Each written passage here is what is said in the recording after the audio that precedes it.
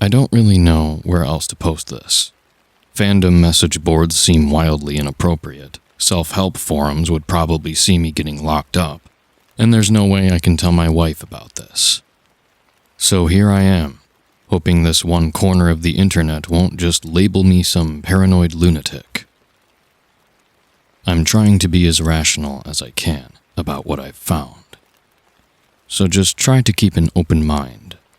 That's all I ask. If you're familiar with internet culture from the mid to late 2000s through the early 2010s, you're likely familiar with the concept of a creepypasta. These were frequently shared internet-born horror stories that perpetuated on the web and early YouTube, like modern boogeyman stories, often told in the hopes of having a good scare. Long-time heavyweights like Slenderman, Jeff the Killer, and The Rake all originate from this specific time on the internet, and while some have mostly been forgotten, others were revolutionary for the horror genre. For me, many of these stories were my earliest introductions into the world of horror, and I'd be willing to say that was the case for a lot of kids like me. I can't even begin to tell you how many late nights I'd stay up on my phone or the YouTube app of my gaming console just to hear one more supposedly true hitchhiking story, or any famous horror story courtesy of the World Wide Web. Sorry, this is probably getting a little dry for you. I always did have a problem with hyperfixations. I promise there is a reason I'm telling you all of this. To try getting to the point, one of the more common and arguably popular genres of the early internet creepypasta was the lost episode fad. These were often fictional, hyper-gory, and admittedly poorly written fictions that detailed missing episodes of SpongeBob or The Simpsons that got shockingly dark and disturbing for what those shows were at the time. These usually relied on suddenly detailed characters, a lot of blood and guts, or pure shock value to get a rise out of young kids. I think these were my absolute least favorite creepypastas, even when they were popular. I certainly wasn't ahead of the curve or anything. I just thought they were kind of dumb. No disrespect to the actual authors or anything. Over time, I grew up and mostly forgot about these classic online legends. I graduated high school, met the love of my life, and married her. We have 2 kids now, who are probably, no, scratch that, are the best things that have ever happened to me. Neither one is any older than 3 right now, but they're already developing their own unique tastes, personalities, and interests. I swear, something about being a parent reawakened my old fascination for the stuff I enjoyed as a boy. Seeing my girls discover their love for colorful toys or popular bands like the Wiggles just made me think back to my old late-night sessions with spooky stories. Maybe I just wanted some connection to my childhood. Or their happy screams at seeing their own cartoons made me want to appreciate the old stories I used to love. Whatever the case, I couldn't get the idea out of my head. Before long, I was looking up all the old tales on my phone and listening to them while I worked or changed diapers. Most of them were way worse than I remembered, and I admit I laughed at how silly or try-hard some of those seemingly ancient pastas were. Those were certainly diamonds in the rough, and those were the ones I gravitated towards for a little while. About a year ago, though, I stumbled on that old collection of lost episode stories. And while they were just as bad, if not worse than I remembered, a part of me did start to wonder. You see, in my mind, the idea of a lost episode in and of itself isn't exactly the most outlandish concept. I mean, I can recall a number of movies and TV shows that were filmed, produced, scored, and even given release dates, only to be pulled and scrubbed from any existing database. Hell, if you squint at it hard enough, Nosferatu, one of the most famous horror icons in the space, kinda counts as lost media. Sure, it survived to the modern day, but historically, every copy of the movie was ordered to be destroyed due to a court ruling that it infringed copyright. If it weren't for a few hidden copies or overseas preservations, we as a population would probably have forgotten it even existed decades ago.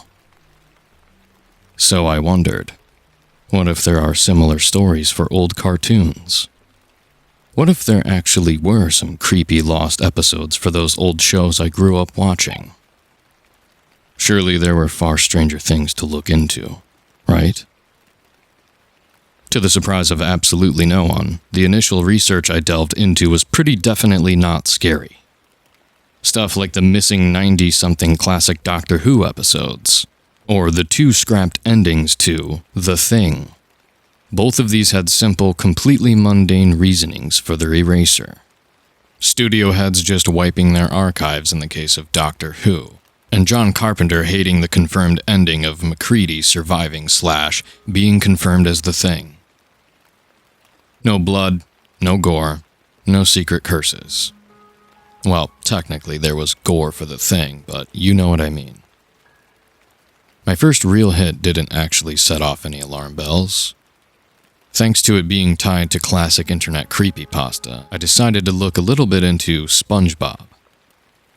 Now I'm fully aware that Squidward's suicide is a classic in the online space, but it's pure fiction. I wasn't trying to prove its validity. I was just curious to see if there was any actual forgotten media for the show, scrolling through dozens of interviews, behind-the-scenes videos, and online forums. What I eventually came up with was an article detailing the remnants of an old episode that was storyboarded, but ultimately scrapped, called Cruising Blues. According to the article, this episode would have featured Squidward receiving an invitation to go on a cruise, only to find SpongeBob and Patrick also invited. The episode would have focused on Squidward trying and failing to relax as the classic pair found themselves in more and more ridiculous scenarios, usually at Squidward's expense.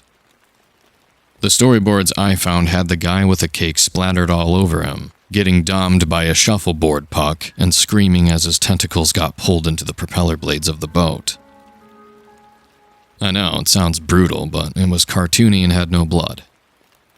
Before the final illustration had Patrick and SpongeBob happily walking off the boat.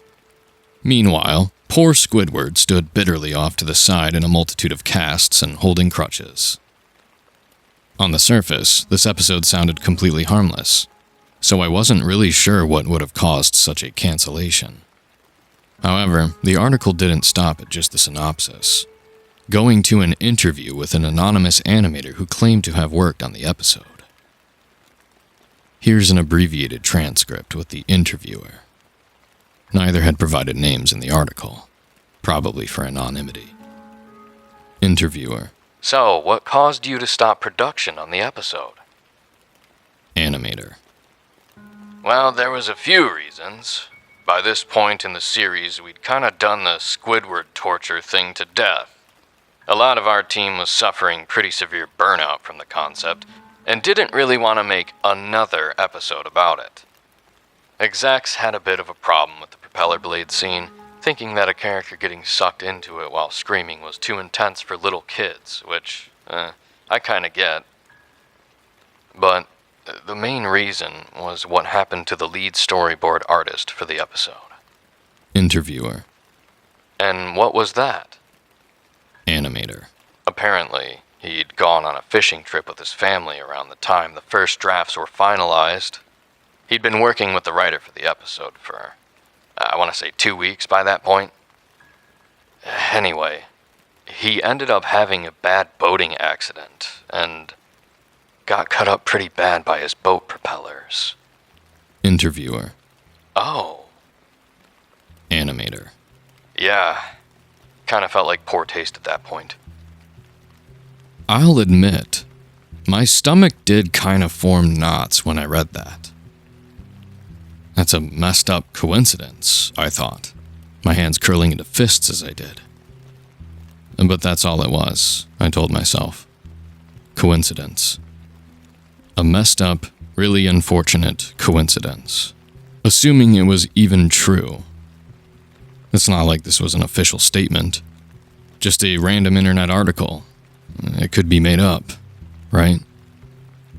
I didn't follow up on that, though. After I finished reading that interview, I heard my wife calling for help with the girls, and I kind of just decided I was done looking into it for the day. My wife, the perceptive woman that she is, could immediately tell that something was bothering me as we changed the kids. "Everything all right, honey?" she asked as she helped our oldest to her feet, who squealed happily and hugged her mother. Looking over at her, I considered telling her for a split moment, but thought better of it. It was a sad story, absolutely, but not really something that she would need to know, let alone be interested in. Besides, what wife wants to hear that her husband got freaked out by an old wives' tale online? Still, I didn't want to lie to her, so instead I just shrugged and said, "I just read a creepy story online. It shook me for a bit. I'm okay." I reassured her, lifting my youngest in the air as she gave me a big smile.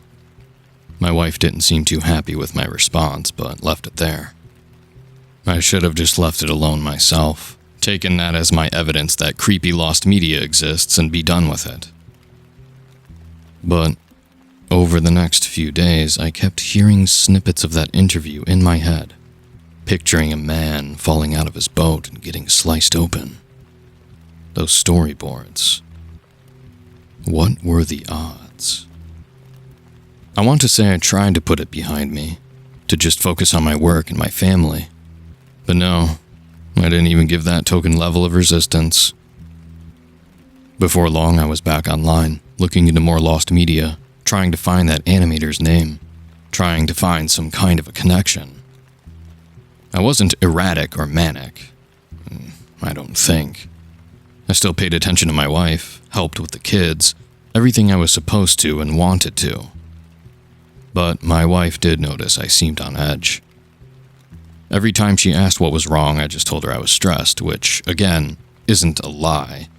When she offered explanations of work or being tired, I accepted them. Work had been busy, and I really hadn't been sleeping well thanks to late-night sessions. I didn't want her off my back or anything, I just wanted to find some kind of evidence, one way or the other. I found it a week later. While looking through information on other Nickelodeon programming, I found a video on some news website, I can't remember the name of, about Hey Arnold. You know, that old show with the kid with the football head. The video went into a few specifics, from what inspired the show to the writing process, classic behind-the-scenes stuff. Honestly, I was about to click off of it entirely when one of the storyboard artists came on screen. Yeah, there was this one episode that, I think it was around season 2, they were going to play around with the timeline of the show. This guy, Abernathy, wrote this episode where Arnold and his buddies were going to be 16, and the whole idea was that Arnold really wanted his driver's license. Like, all the kids had their licenses at this point, and Arnold really wanted to get his, so he wasn't left out, you know? This part of the interview started showing more storyboards and rough illustrations. And he would have really struggled, you know? Hitting cones, Grandpa shaking his head while he backed up too far, stuff like that. And Arnold would get so frustrated, like, why can't I get this? You know? Then, towards the end, there's this scene where he's taking his test, and some guy runs a red light, almost hitting Arnold and his instructor.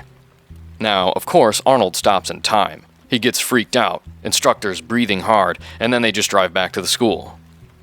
Then the instructor tells him, you know, hey kid, I can't pass you because we didn't finish the test, but you did good. Good job out there. And it was supposed to, the end was he eventually realizes, oh, you know, I'll get it when I'm okay. I don't need to kill myself just to get this thing. I'll get it when I'm ready and I'll get there. The video then cuts to a different guy, rubbing his chin and looking up. Yeah, that episode kind of fell through because we were kind of thinking, will the timeline episode even work? We haven't done that before, and what if the kids hate it or get confused? But then the writer of the episode, Abernathy, comes in telling us that one of the guys he was talking about the episode just got into a wreck. So we're all asking if he's okay, and we find out later that some guy... And I swear it's true. Some guy had run a red light and slammed into his driver's side door. So, yeah, we We kinda took that as a sign that maybe this episode wasn't meant to be. Crap, I thought. That made 2 instances now. And not just 2 instances. 2 hyper-specific niche instances of a script literally coming to life. My heart was pounding as I rubbed the back of my head, trying to take deep breaths to calm myself down. I just stared at my screen, blankly watching as the documentary continued on about, I don't even remember what. What was I even supposed to do with this information? That's when I realized. Abernathy. I had a name for the writer. Just search up the writer, I thought. Nip this in the head so you can be done with it. Easy, I thought. I'd get some kind of proof that this was all just weird happenstance, and I'd be done. Taking a deep breath, I opened a new tab and typed his name into the search bar. It took some digging, filtering through dozens of pages and more fitting results before I eventually found what I was looking for. What I read next, I think it almost broke me. According to his credits, not only was this Abernathy guy also responsible for the first SpongeBob episode, he had written 3 other scripts for popular kids shows on Nickelodeon, each one of them having their own bizarre tragedy. Rugrats, having Tommy's dad fall down the stairs and needing to go to the hospital. The lead animator takes a fall and needs stitches in his head. Invader Zim has an episode where the little alien gets choked out by his rival. Sound technician gets mugged by a masked creep and almost dies. There's an old saying that something happening once is just randomness, and twice is coincidence. But a third time is a pattern. 4 major accidents, all of them tied to something that was supposed to happen in these episodes, and all of them written by the same guy. If 3 was a pattern, what the hell was 4 supposed to be, let alone 5? The 5th script might be the one that freaked me out the most. This one was apparently never fully taken out of the rough draft phase. There weren't even any storyboards I could find on it. Instead, the hypothetical script was supposedly for a show called Real Monsters. Said episode was so early into production that it never got past the full brainstorming stage. The only proof of its existence were Abernathy's notes on the subject. Said notes outlined the basic plot as follows. A kid begins suspecting one of the main monsters for stalking him and trying to scare him, leading him to start feverishly looking into the world of monsters, with the main trio having to desperately try avoiding him. The kid's name? Miller. My name. My fucking name. This had to be a joke. It had to be. It absolutely had to be. An elaborate prank by someone, but who? It's ridiculous, I thought. None of my friends were pranksters, and certainly none of my family, let alone for something that would take this much effort. But what other option was there? That this Abernathy guy was actually psychic?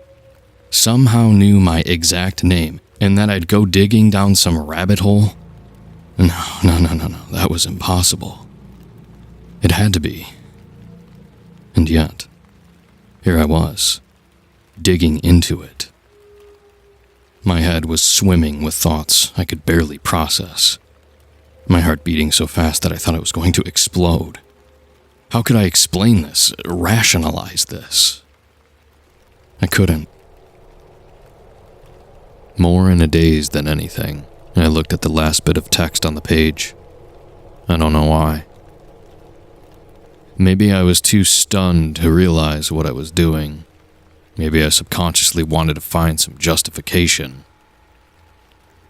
Whatever the reason, I wish I'd just closed the page. The last paragraph was an explanation from Abernathy himself, explaining why the episode never went anywhere, and why he chose to give up writing altogether. The show was canceled around the time I began drafting the episode. That's the main reason it never saw a proper script. Looking back, I'm almost elated that it never saw the light of day. Considering how disastrously my future projects would end up going, I can only wonder what would have happened to whatever poor fool had been tied to that script. I plan to give up writing entirely by the end of the year, though. Not before I write up one last snippet where that Miller kid lives a happy life. No other details. No big dramatic moments. Just a happy life. I only hope that it doesn't get twisted for whatever poor soul I'm writing about.